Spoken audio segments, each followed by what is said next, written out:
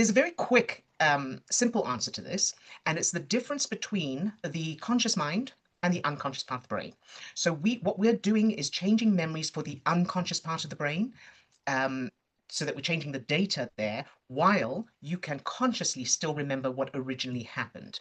So it's no more lying to yourself than watching a movie is lying to yourself. So when you watch a movie, you consciously know that it's just a movie, but the unconscious part of your brain believes it's real, which is why you're feeling all the feelings. So as you watch a movie, the unconscious part of your brain is registering what you're watching, and then it's producing the same chemical state that would be produced if that was actually happening to you right now, Mm. which is why scary movies make you feel scared, even though you know it's just a movie.